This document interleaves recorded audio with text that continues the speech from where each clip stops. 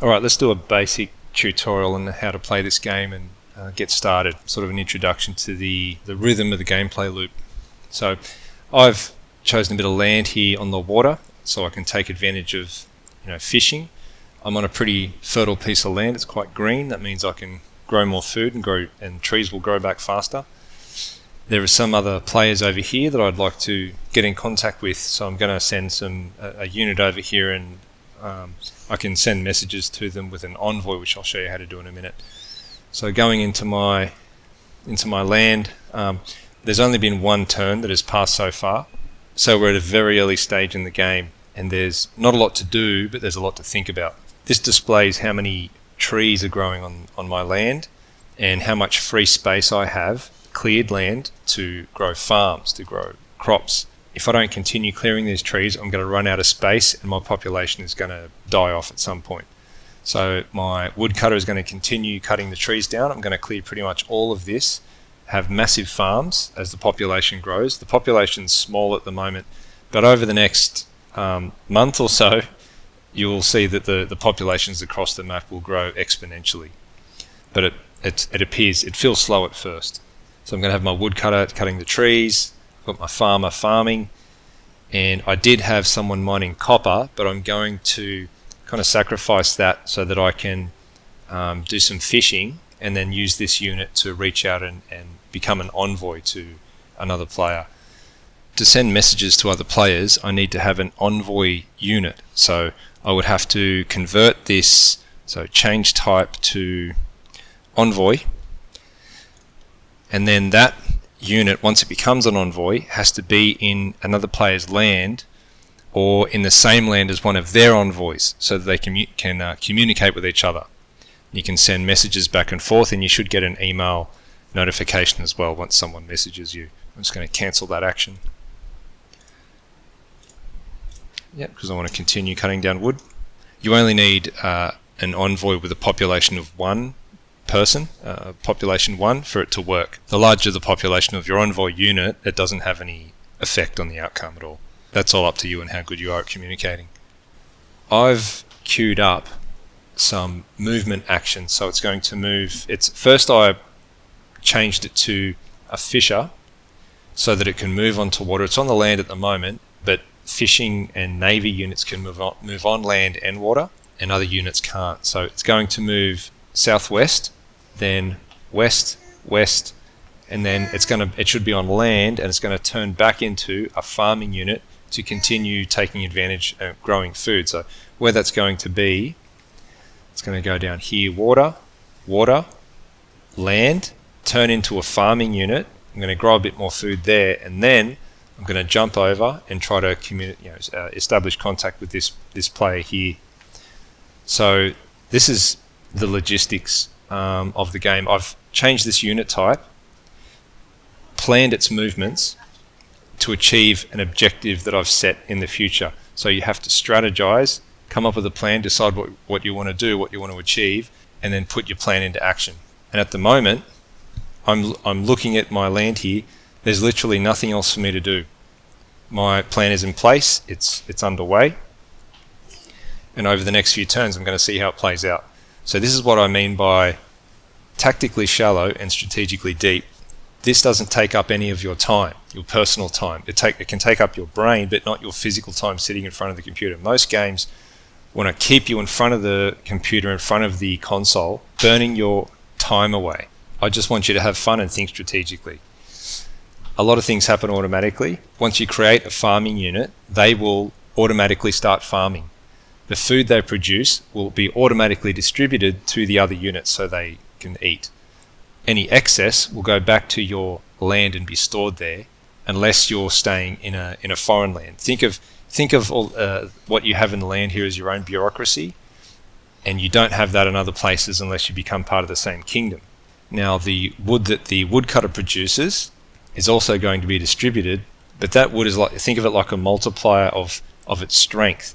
The strength will determine what the yield will be. So if I have 6 units of wood for my population of 6 woodcutters, they can all use that wood to help them cut down more wood. If I give this unit copper, they will automatically use it to improve their tools and cut down more wood. If I give wood and copper or bronze to my farmers, they will be much, much more effective at farming. So whenever you give resources to a unit, they automatically use it. They automatically redistribute it. Think of it like they're trading with each other. And you can control this as well. You can turn off this automatic resource distribution. Up here as well, the land. If your units need food, the food that's stored here will automatically go back to the other units. If you can hear beeping and stuff in the background, that's one of my kids. This is why I can't play DayZ. It's impossible. Anyway, so yeah, much of what happens in the game is automated. And what I can do as the player is log in, look at the big picture, look at the whole scenario, situational awareness, plan ahead, and look at the big picture. It's not about grinding. It's not about sheer time spent in the game. It's the higher level stuff. I want you to be hopefully contacting, speaking, with other players, organising with them, possibly organising into groups, maybe giving subordinates in your kingdom jobs to do. For example, collecting taxes in the form of whatever you want. One of my sort of objectives might be to mine as much gold as possible and to store it in my land, because once I do that, I go on the leaderboard. That's the only way to get your name on the leaderboard. The person with the most gold will have the highest rank. But you don't have to do that. It's not necessary. You can play however you want, have the biggest army, have the highest population, or just survive. By the way, if you want to join someone else's and become part of their kingdom so that you're subordinate to them, you can click on submit or join kingdom and you will become part of their kingdom. And they'll be able to control your resources, but you can communicate them without the use of an envoy. You'll be able to communicate across the map immediately. Once I've created these actions, only one can be processed per turn. So this is going to happen the next turn. And number 2, 3, 4. So that's the next 4 turns. That's 4 days. Once per 24 hours. All I can do is come back each day and see what's happened. And I can cancel or edit these actions from here. And I can also look at my actions list here, showing everything I have planned over the next few turns. So the next turn, 1, 2, 3, 4, and I've created an action to join another kingdom. I'm going to cancel that one. Cancelled. And I can also look at the things I've done in the past. It keeps a log of every single action that I've made over previous turns. I think that's all we're going to cover for now. Oh, I will add, if you want to create a fishing unit, this unit is going to need more wood to get on the water, so I'm going to transfer wood. You should have 2 units of wood for every population, so I really need 10 units of wood. I'll give it another 15 just to be careful. Sure, yes, transfer complete. So now I've got 20 wood here. When this one moves onto the water, it should be safe. They're not going to sink because they haven't built their boat correctly. And again, if I had any copper to give them, they would be more effective at fishing. To create bronze, you need to provide a unit, the bronze unit, copper, tin, and wood, 1 piece of wood, 1 piece of copper, 1 unit of tin, to create 1 unit of bronze. But that unit of bronze will basically quadruple the effectiveness of any unit. And yes, you can move your units from your land to other lands that aren't owned by anyone, that isn't possessed by a player, and take the resources from there. Cut down all the trees, grow food there, mine the metals, and take it back to your own place.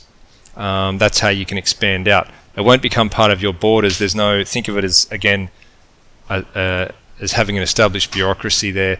You need to have a player in the land to be able to store things and transfer from the land to the unit. So if I look at mine, I can see what I have stored in my land, and I can transfer, for example, wood to a particular unit.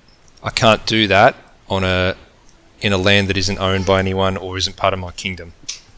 I could take my farming units and move them into another player's land and then start filling it up with my own farmland and taking resources from this other player. They may not like that. They might create a military unit to kill my farmers. Something like that might happen. Basically, they could declare war on me. But so anything can happen in this game. There are no rules, there are no limits on how you can approach things. I can change the turn length, and you can create games where the minimum turn length would be 5 minutes. So every 5 minutes the turn would process, and that would be a pretty fast game. But you'd have to be sitting at the computer the entire time. A bit later, I'm going to provide links to people so that they can create their own games if we have enough people. And then hopefully, you know, if we get enough people, if we ever have more than bloody several people, one day we might be able to have a map with 256 players that maxes out the max number of players. But yeah, we'll see how we go. That's about all there is to do at this stage. It's actually intended to be relatively simple. So let me know if you have other questions, if there's other things you want me to cover. I'll look at, next time I'll look at battles, warfare, how that works. Thanks, and thanks people for joining. We've got 5 in the map at the moment. That's great. That's a great start. All right, talk to you later.